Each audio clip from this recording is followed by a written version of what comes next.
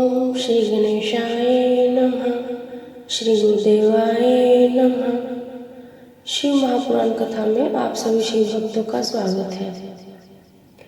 पूजा भेद और पार्थिव लिंग पूजन की विधि। ऋषि बोले, हे सूर्य जी, आप हम पर कृपा करके पार्थिव महेश्वर की महिमा का वर्णन करें।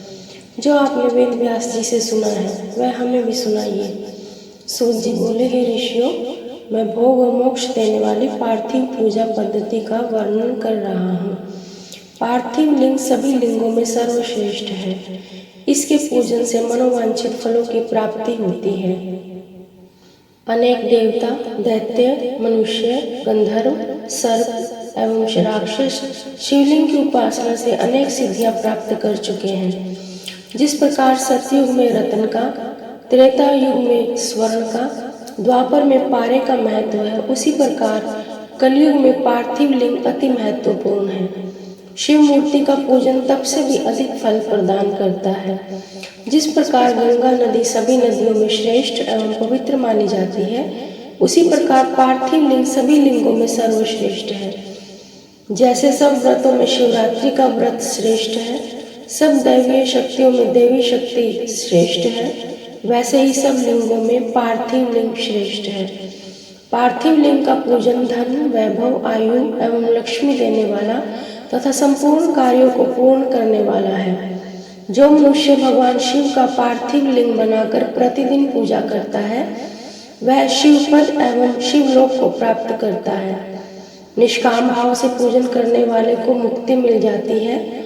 जो ब्राह्मण कुल में जन्म लेकर भी पूजन नहीं करता, वह घोर नरक को प्राप्त करता है। पार्थिव लिंग की श्रेष्ठता तथा महिमा का वर्णन करते हुए सूर्य जी ने कहा, हे श्रेष्ठ महर्षियों, वैदिक कर्मों के प्रति श्रद्धा भक्ति रखने वाले मनुष्यों के लिए पार्थिव लिंग पूजा पद्धति ही परम उपयोगी एवं श्रेष्ठ है तथा भोग एवं मोक्ष प्रदान करने वाली है। सर्वप्रथम सूत्रों की विधि से स्नान करें, संध्योपासना करने के उपरांत ब्रह्म यज्ञ करें, तत्पश्चात देवताओं, ऋषियों, मनुष्यों और पितरों का तर्पण करें। सब नित्य कर्मों को करके भगवान शिव का स्मरण करते हुए भस्म तथा रुद्राक्ष को धारण करें। फिर पूर्ण भक्ति भावना से पार्थिव लिंग की पूजा अर्चना करें। ऐसा करने से संपूर्ण मनोवांछित फलों की प्राप्ति होती है। किसी नदी या तालाब के किनारे, पर्वत पर या जंगल में या शिवालय में अथवा अन्य किसी पवित्र स्थान पर पार्थिव पूजन करना चाहिए। पवित्र स्थान की मिट्टी से शिवलिंग का निर्माण करना चाहिए। ब्राह्मण श्वेत मिट्टी से, क्षत्रिय लाल मिट्टी से, वैश्य पीली मिट्टी से एवं शूद्र काली मिट्टी से शिवलिंग का निर्माण करें।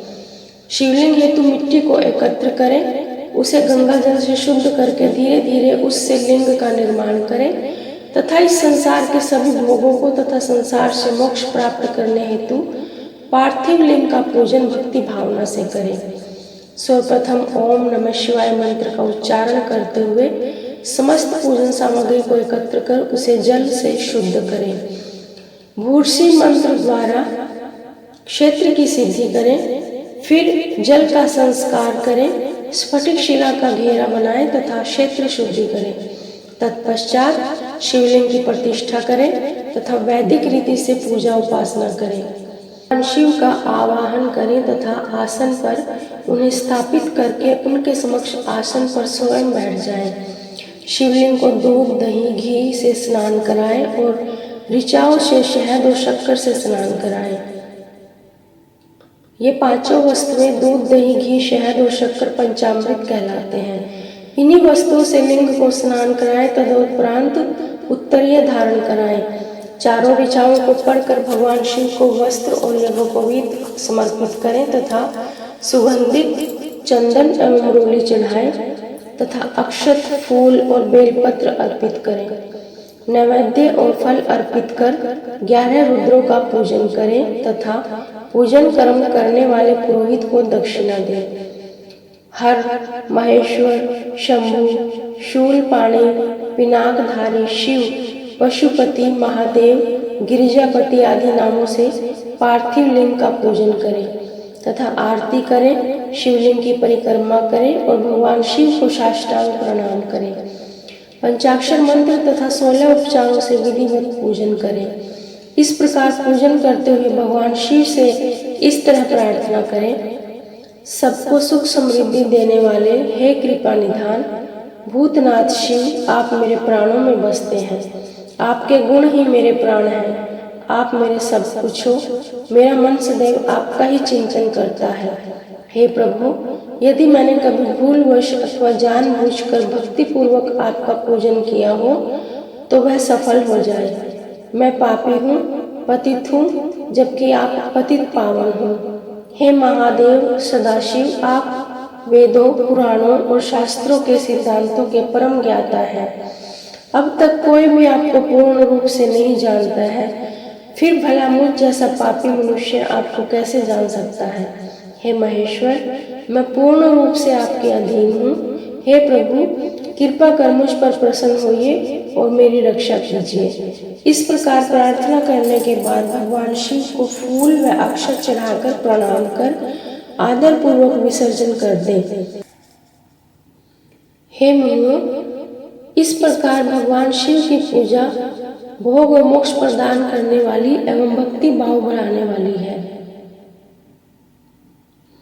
सूत जी बोले, हे महर्षियों, पार्थिव लिंगों की पूजा करोड़ों यज्ञों का फल देने वाली है। कलयुग में शिवलिंग पूजन मनुष्यों के लिए सर्वश्रेष्ठ है। यह भोग और मोक्ष देने वाला है एवं शास्त्रों का निश्चित सिद्धांत है। शिवलिंग 3 प्रकार के हैं, उत्तम, मध्यम और अधम। 4 अंगुल ऊंचे वेदी से युक्त सुंदर शिवलिंग को उत्तम शिवलिंग कहा जाता है और उससे आधा मध्यम तथा मध्यम से आधा अधम शिवलिंग कहलाता है। ब्राह्मण, क्षत्रिय, वैश्य तथा शूद्रों को वैदिक उपचारों से आदर पूर्वक शिवलिंग की पूजा करनी चाहिए।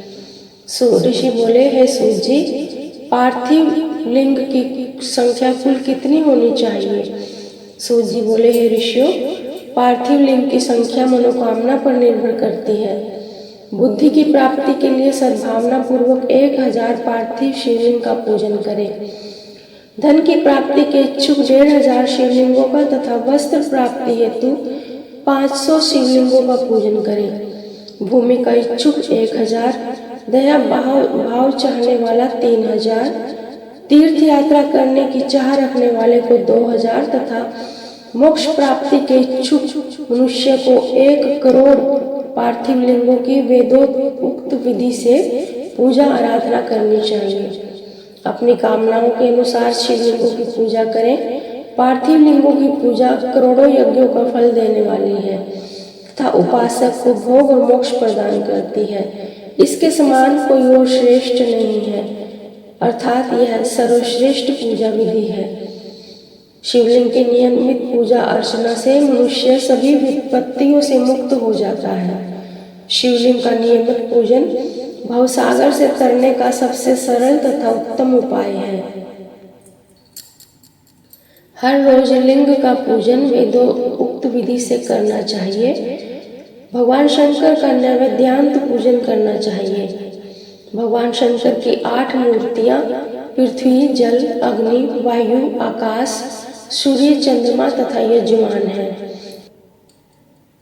तथा उनका परिवार जिसमें ईशान, नंदी, चंड, महाकाल, भृंगी, वृष, स्कंद, कपरदीश्वर, शुक्र तथा सोम है का 10 दिशाओं में पूजन करें। शिवजी के वीरभद्र और कीर्तिमुख के पूजन के पश्चात 11 रुद्रों की पूजा करें। पंचाक्षर मंत्र का जाप करें तथा शतरुद्रीय और शिव पंचांग का पाठ करें। इसके उपरांत शिवलिंग की परिक्रमा कर शिवलिंग का विसर्जन करें। रात्रि के समय समस्त देव कार्यों को उत्तर दिशा की ओर मुंह करके ही करना चाहिए। पूजन करते समय मन में भगवान शिव का स्मरण करना चाहिए। जिस स्थान पर शिवलिंग स्थापित हो वहां पर पूर्व, पश्चिम और उत्तर दिशा में न बैठे, क्योंकि पूर्व दिशा भगवान शिव के सामने पड़ती है और इष्ट देव का सामना नहीं रोकना चाहिए। उत्तर दिशा में शक्ति स्वरूपा देवी उमा विराजमान रहती है। पश्चिम दिशा में शिवजी का वास है और पूजा पीछे से नहीं की जा सकती, इसीलिए दक्षिण दिशा में उत्तराभिमुख होकर बैठना चाहिए। शिव के उपासकों को भस्म से त्रिपुंड लगाकर रुद्राक्ष की माला, बेलपत्र आदि लेकर भगवान का पूजन करना चाहिए। यदि भस्म न मिले तो मिट्टी से ही त्रिपुंड का निर्माण करके पूजन करना चाहिए। शिव नैवेद्य और विल्व महात्म्य। ऋषि बोले, हे सूत जी, हमने पूर्व में सुना है कि शिव का नैवेद्य ग्रहण नहीं करना चाहिए। इस संबंध में शास्त्र क्या कहते हैं, इसके बारे में बताइए। विल्व के महात्म्य को भी स्पष्ट कीजिए। सूत जी ने कहा, हे मुनियों, आप सभी शिव व्रत का पालन करने वाले हैं, इसलिए मैं आपको प्रसन्नता पूर्वक सारी बातें बता रहा हूँ। आप ध्यान पूर्वक सुने। भगवान शिव के भक्त को जो उत्तम व्रत का पालन करता है तथा बाहर और भीतर से पवित्र व शुद्ध है, अर्थात निष्काम भावना से भगवान शंकर की पूजा अर्चना करता है, शिव नैवेद्य का अवश्य ही भक्षण करना चाहिए, क्योंकि नैवेद्य को देख लेने से ही सारे पाप दूर हो जाते हैं। उसको ग्रहण करने से बहुत से पुण्यों का फल मिलता है। शिव नैवेद्य को खाने से हजारों और अरबों यज्ञों का पुण्य अंदर आ जाता है। जिसके घर में शिव जी के नैवेद्य का प्रचार होता है, उसका घर तो पवित्र है ही, साथ में वह अन्य घरों को भी पवित्र कर देता है। इसलिए सिर झुकाकर प्रशंसा पूर्वक भक्ति भावना से इसे ग्रहण करें और इसे खा लें। जो मनुष्य इसे ग्रहण करने से या लेने से विलंब करता है, वह पाप का भागी होता है। शिव की दीक्षा से युक्त शिव भक्त के लिए नैवेद्य महाप्रसाद है। जो मनुष्य भगवान शिव के अलावा अन्य देवताओं की दीक्षा भी धारण किए हैं, उनके संबंध में ध्यान पूर्वक सुनिए। ब्राह्मणों, जहाँ से शालिग्राम शिला की उत्पत्ति होती है, वहाँ उत्पन्न शिवलिंग में, रसलिंग में, पाषाण, रजत तथा स्वर्ण से निर्मित लिंग में, देवताओं तथा सिद्धों द्वारा प्रतिष्ठित लिंग में, केसर लिंग, स्फटिक लिंग, रत्न निर्मित लिंग तथा समस्त ज्योतिर्लिंगों में विराजमान भगवान शिव के नैवेद्य को ग्रहण करना चांद्रायण व्रत के समान पुण्यदायक है।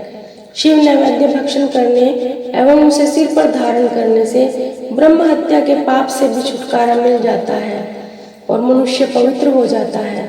परंतु जहाँ चांडालों का अधिकार हो, वहाँ का महाप्रसाद भक्ति पूर्वक भक्षण नहीं करना चाहिए। बाण लिंग, लोह निर्मित लिंग, सिद्ध लिंग, उपासना से प्राप्त अर्थात सिद्धों द्वारा स्थापित लिंग, स्वयंभू लिंग एवं मूर्तियों का जहाँ पर चंद्र का अधिकार नहीं है, जो मनुष्य भक्ति पूर्वक स्नान कर उस जल का 3 बार आचमन करता है, उसके सभी कायिक, वाचिक और मानसिक पाप नष्ट हो जाते हैं। जो वस्तु भगवान शिव को अर्पित की जाती है, वह अत्यंत पवित्र मानी जाती है। हे ऋषियों, विल्व अर्थात बेल का वृक्ष महादेव का साक्षात रूप है। देवताओं द्वारा इसकी स्तुति की गई है। तीनों लोकों में स्थित सभी तीर्थ विल्व में ही निवास करते हैं, क्योंकि इसकी जड़ में लिंग रूपी महादेव जी का वास होता है। जो इसकी पूजा करता है, वह निश्चय ही शिव पद प्राप्त करता है। जो मनुष्य विल्व की जड़ के पास अपने मस्तक को जल से सींचता है, उसे संपूर्ण तीर्थ स्थलों पर स्नान का फल प्राप्त होता है। विल्व की जड़ों को पूरा पानी से भरा देखकर भगवान शिव संतुष्ट एवं प्रसन्न होते हैं। जो मनुष्य विल्व की जड़ों अर्थात मूल भाग का गंध, पुष्प इत्यादि से पूजन करता है, वह सीधा शिवलोक को जाता है। उसे संतान और सुख की प्राप्ति होती है। भक्ति पूर्वक पवित्र मन से विल्व की जड़ में दीपक जलाने वाला मनुष्य सब पापों से छूट जाता है। इस तरह इस वृक्ष के नीचे जो मनुष्य एक शिव भक्त ब्राह्मण को भोजन कराता है, उसे 1 करोड़ ब्राह्मणों को भोजन कराने का फल मिलता है। इस वृक्ष के नीचे दूध घी में पके अन्न का दान देने से दरिद्रता दूर हो जाती है। हे ऋषियों, प्रवृत्ति और निवृत्ति के 2 मार्ग हैं। प्रवृत्ति के मार्ग में पूजा पाठ करने से मनोरथ पूर्ण हो जाते हैं। यह संपूर्ण अभिष्ट फल प्रदान करता है। किसी सुपात्र गुरु द्वारा विधि विधान से पूजन कराएं। अभिषेक के बाद अघनी चावल से बना नैवेद्य अर्पण करें। निवृत्ति मार्गी उपासकों को हाथ में ही पूजन करना चाहिए। भिक्षा में प्राप्त भोजन को ही नैवेद्य के रूप में अर्पित करें। निवृत्ति पुरुषों के लिए सूक्ष्म लिंग ही श्रेष्ठ है। विभूति से पूजन करें, विभूति को ही निवेदित करें। पूजा करने के उपरांत लिंग को मस्तक पर धारण करें। शिव नाम की महिमा। ऋषि बोले, हे व्यास शिष्य सूत जी, आपको नमस्कार है। हम पर कृपा कर हमें परम उत्तम रुद्राक्ष तथा शिव नाम की महिमा का महात्म्य भी सुनाइए। सूत जी बोले, हे ऋषियों, आपने बहुत ही उत्तम तथा समस्त लोगों के हित की बात पूछी है। भगवान शिव की उपासना करने वाले मनुष्य धन्य हैं। उनका मनुष्य होना सफल हो गया है, साथ ही शिव भक्ति से उनके कुल का उद्धार हो गया है। जो मनुष्य अपने मुख से सदाशिव और शिव नामों का उच्चारण करते हैं, पाप उनका स्पर्श भी नहीं कर पाता है। भस्म, रुद्राक्ष और शिव नाम त्रिवेणी के समान महापुण्यमय हैं। इन तीनों के निवास और दर्शन मात्र से ही त्रिवेणी के स्नान का फल प्राप्त हो जाता है। इनका निवास जिसके शरीर में होता है, उसके दर्शन से ही सभी पापों का विनाश हो जाता है। भगवान शिव का नाम गंगा है, विभूति भस्म यमुना मानी गई है तथा रुद्राक्ष को सरस्वती कहा गया है। इनकी संयुक्त त्रिवेणी समस्त पापों का नाश करने वाली है। हे श्रेष्ठ ब्राह्मणों, इनकी महिमा सिर्फ भगवान महेश्वर ही जानते हैं। यह शिव नाम का महात्म्य समस्त पापों को हर लेने वाला है। शिव नाम अग्नि है और महापाप पर्वत है। इस अग्नि से पाप रूपी पर्वत जल जाते हैं। शिव नाम को जपने मात्र से ही पाप मूल नष्ट हो जाते हैं। जो मनुष्य इस पृथ्वी लोक में भगवान शिव के जाप में लगा हुआ रहता है, वह विद्वान पुण्य आत्मा और वेदों का ज्ञाता है। उसके द्वारा किए गए धर्म कर्म फल देने वाले हैं। जो भी मनुष्य शिव नाम रूपी नौका पार करके भवसागर तर जाते हैं, उनके भव रूपी पाप निसंदेह ही नष्ट हो जाते हैं। जो पाप रूपी दावानल से पीड़ित हैं, उन्हें शिव नाम रूपी अमृत का पान करना चाहिए।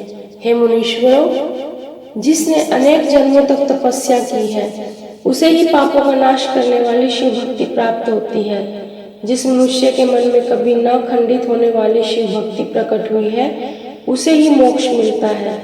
जो अनेक पाप करके भी भगवान शिव के नाम जप में आदर पूर्वक लग गया है, वह समस्त पापों से मुक्त हो जाता है। इसमें जरा भी संशय नहीं है। जिस प्रकार जंगल में दावानल से दग्ध हुए वृक्ष भस्म हो जाते हैं, उसी प्रकार शिव नाम रूपी दावानल से दग्ध होकर उसके सारे पाप भस्म हो जाते हैं। जिसके भस्म लगाने से अंग पवित्र हो गए हैं और जो आदर सहित शिव नाम जपता है, वह इस अथाह भव सागर से पार हो जाता है। संपूर्ण वेदों का अवलोकन करके महर्षियों ने शिव नाम को संसार सागर को पार करने का उपाय बताया है। भगवान शंकर के एक नाम में भी पाप को समाप्त करने की इतनी शक्ति है कि उतने पातक कभी कोई मनुष्य कर ही नहीं सकता। पूर्व काल में इंद्रद्युम्न नाम का एक महापापी राजा हुआ था और एक ब्राह्मण युवती जो बहुत पाप कर चुकी थी। शिव नाम के प्रभाव से उन दोनों को उत्तम गति प्राप्त हुई। हे द्विजो, इस प्रकार मैंने तुमसे शिव नाम की महिमा का वर्णन किया। भस्म धारण की महिमा। सूत जी ने कहा, हे ऋषियों, अब मैं तुम्हारे लिए समस्त वस्तुओं को पावन करने वाले भस्म का महात्म्य सुनाता हूँ। भस्म दो प्रकार की होती है, एक महाभस्म और दूसरी स्वल्प भस्म। महाभस्म के भी अनेक भेद हैं। यह तीन प्रकार की होती है, श्रोता, स्मार्त और लौकिक। श्रोता और स्मार्त भस्म केवल ब्राह्मणों के ही उपयोग में आने योग्य है। लौकिक भस्म का उपयोग सभी मनुष्य जन कर सकते हैं। ब्राह्मणों को वैदिक मंत्रों का जाप करते हुए भस्म धारण करनी चाहिए तथा अन्य मनुष्य बिना मंत्रों के भी जाप के भी भस्म धारण कर सकते हैं। उपलों से सिद्ध की हुई भस्म आग्नेय भस्म कहलाती है। यह त्रिपुंड का द्रव्य है। अन्य यज्ञ से प्रकट हुई भस्म भी त्रिपुंड धारण के काम आती है। जाबाली उपनिषद के अनुसार अग्नि इत्यादि मंत्रों द्वारा 7 बार जल में भिगोकर शरीर में भस्म लगाएं। तीनों संध्याओं में जो शिव भस्म से त्रिपुंड लगाता है, वह सब पापों से मुक्त होकर शिव की कृपा से मोक्ष प्राप्त करता है। त्रिपुंड और भस्म लगाकर विधि पूर्वक जाप करें। भगवान शिव और विष्णु ने भी त्रिपुंड धारण किया है। अन्य देवताओं सहित भगवती उमा और देवी लक्ष्मी ने इनकी प्रशंसा की है।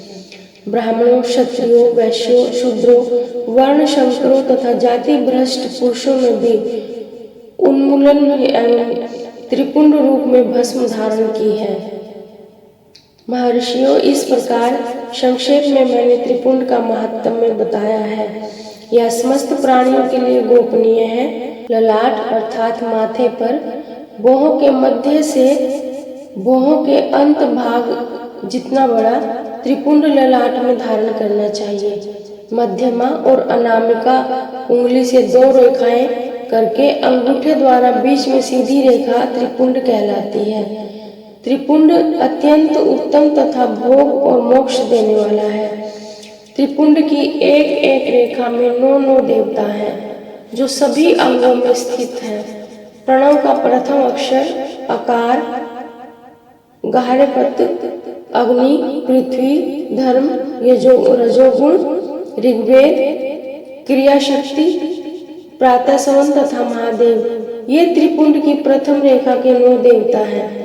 प्रणव का दूसरा अक्षर उकार, दक्षिणाग्नि, आकाश, सत्वगुण, ऋजुर्वेद, मध्य दिन, सवन, इच्छा शक्ति, अंतरात्मा तथा महेश्वर, ये दूसरी रेखा के 9 देवता हैं।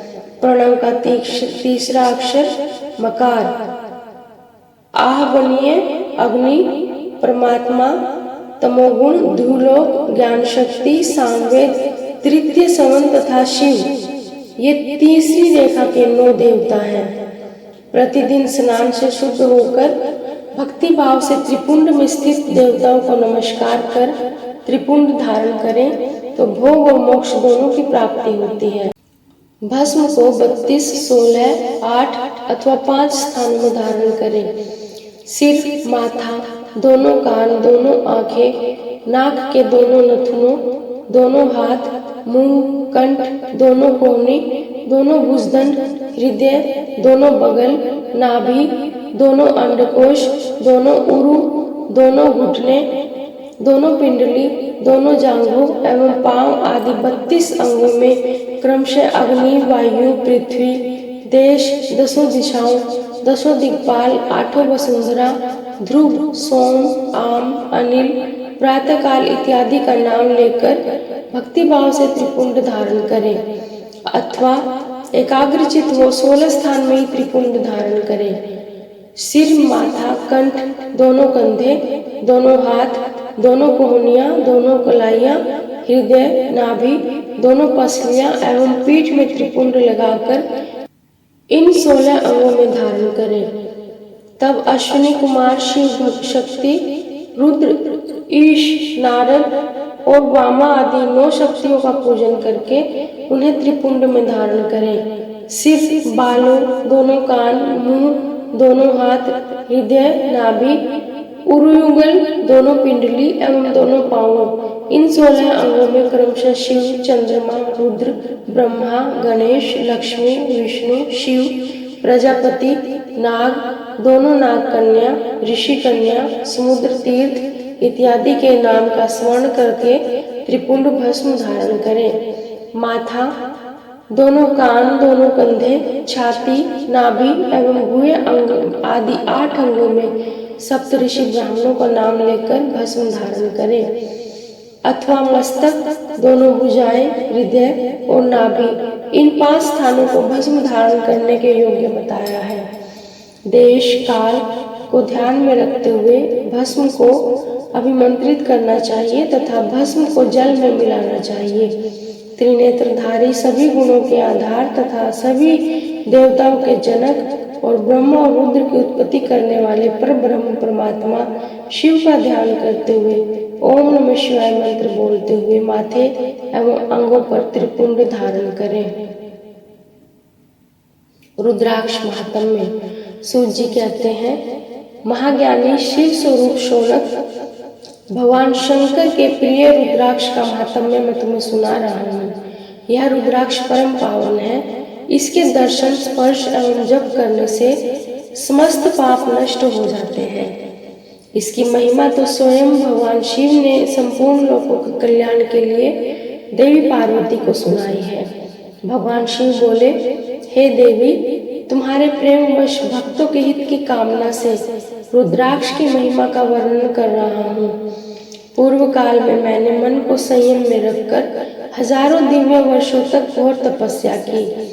एक दिन अचानक मेरा मन शुद्ध हो उठा और मैं सोचने लगा कि मैं संपूर्ण लोगों का उपकार करने वाला स्वतंत्र परमेश्वर हूँ। अतः मैंने लीलावश अपने दोनों नेत्र खोल दिए। नेत्र खुलते ही मेरे दोनों नेत्रों से जल की झड़ी लग गई। उसी से गौड़ देश से लेकर मथुरा, अयोध्या, काशी, लंका, मलयाचल पर्वत आदि स्थानों में रुद्राक्षों के पेड़ उत्पन्न हो गए। तभी से इनका महात्म्य बढ़ गया और वेदों में भी इनकी महिमा का वर्णन किया गया है। इसलिए रुद्राक्ष की माला समस्त पापों का नाश कर भक्ति मुक्ति देने वाली है। ब्राह्मण, वैश्य, क्षत्रिय और शूद्र जातियों में जन्मे शिव भक्त सफेद, लाल, पीले या काले रुद्राक्ष धारण करें। मनुष्यों को जाति के अनुसार रुद्राक्ष धारण करना चाहिए। आंवले के फल के बराबर रुद्राक्ष को श्रेष्ठ माना जाता है। बेर के फल के बराबर को मध्यम श्रेणी का और चने के आकार के रुद्राक्ष को निम्न श्रेणी का माना जाता है। हे देवी, बेर के समान रुद्राक्ष छोटा होने पर भी लोक में उत्तम फल देने वाला तथा सुख सौभाग्य की वृद्धि कराने वाला होता है। जो रुद्राक्ष आंवले के बराबर है वह सभी अनिष्टों का विनाश करने वाला तथा सभी मनोरथों को पूर्ण करने वाला होता है। रुद्राक्ष जैसे जैसे छोटा होता है वैसे ही वैसे अधिक फल देने वाला होता है। पापों का नाश करने के लिए रुद्राक्ष अवश्य धारण करना चाहिए। यह संपूर्ण अभिष्ट फलों की प्राप्ति सुनिश्चित करता है। लोक में मंगलमय रुद्राक्ष जैसा फल देने वाला और कोई नहीं। समान आकार वाले चिकने, गोल, मजबूत, मोटे, कांटेदार रुद्राक्ष, उभरे हुए छोटे छोटे दानों वाले रुद्राक्ष सब मनोरथ सिद्धि एवं भुक्ति मुक्तिदायक हैं। किंतु कीड़ों द्वारा खाए गए टूटे फूटे कांटों से युक्त तथा जो पूरा गोल ना हो, इन 5 प्रकार के रुद्राक्षों का त्याग करें। जिस रुद्राक्ष में अपने आप डोरा पिरोने के लिए छेद हो वही उत्तम माना गया है। जिसमें मनुष्य द्वारा छेद किया गया हो उसे मध्यम श्रेणी का माना जाता है। इस जगत में 1100 रुद्राक्ष धारण करके जो मनुष्य फल पाता है उसका वर्णन नहीं किया जा सकता। भक्तिमान पुरुष 550 रुद्राक्ष के दानों का मुकुट बना ले और उसे सिर पर धारण करे। 360 दानों का हार बना ले और ऐसे 3 हार बनाकर उनका यज्ञोपवीत धारण करें। महर्षियों, सिर पर ईशान मंत्र से, कान में तत्पुरुष मंत्र से रुद्राक्ष धारण करना चाहिए। गले में रुद्राक्ष, मस्तक पर त्रिपुंडधारी रुद्राक्ष पहने ओम नमः शिवाय मंत्र का जाप करने वाला मनुष्य यमपुर को नहीं जाता। रुद्राक्ष माला पर मंत्र जपने का करोड़ गुना फल मिलता है। 3 मुख वाला रुद्राक्ष साधन सिद्ध करता है एवं विद्याओं में निपुण बनाता है। 4 मुख वाला रुद्राक्ष ब्रह्म स्वरूप है। इसके दर्शन एवं पूजन से नर हत्या का पाप छूट जाता है। यह धर्म, अर्थ, काम और मोक्ष आदि चारों पुरुषार्थों का फल देता है। 5 मुख वाले रुद्राक्ष को कालग्नि अर्थात पंचमुखी कहा जाता है। यह सर्व कामनाएं पूर्ण कर मोक्ष प्रदान करता है। अभोग्य स्त्रियों को भोगने के पाप तथा भक्षण के पापों से मुक्त करवाता है। 6 मुखी रुद्राक्ष कार्तिकेय का स्वरूप है। इसको सीधी बाह में बांधने से ब्रह्म हत्या के दोष से मुक्ति मिलती है। सप्तऋषि रुद्राक्ष धारण करने से धन की प्राप्ति होती है। 8 मुखों वाला रुद्राक्ष भैरव का स्वरूप है।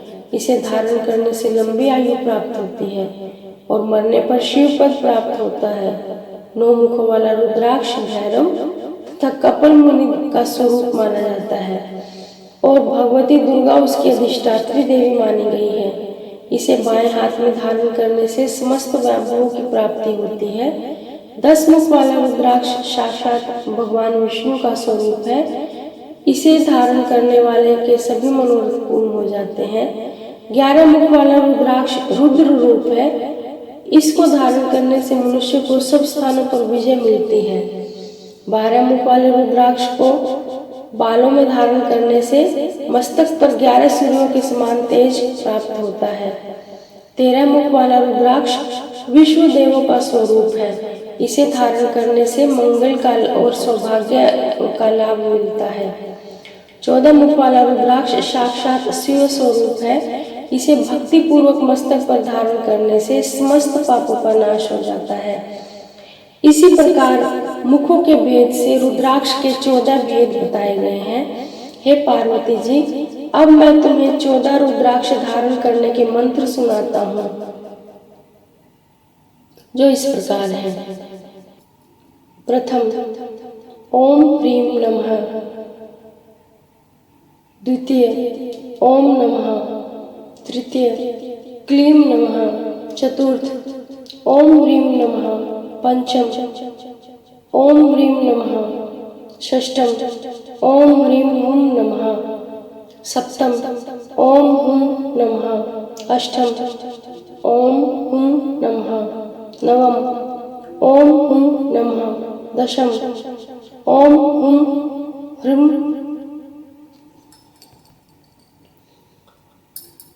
दशम ओम ह्रीं हुं नमः, एकादश ओम ह्रीं हुं नमः, द्वादश ओम हुं नमः, त्रयोदश ओम क्रों शौरो नमः, चतुर्दश ओम ह्रीं नमः। इन 14 मंत्रों द्वारा क्रमशः 1 से लेकर 14 मुख वाले रुद्राक्ष को धारण करने का विधान है।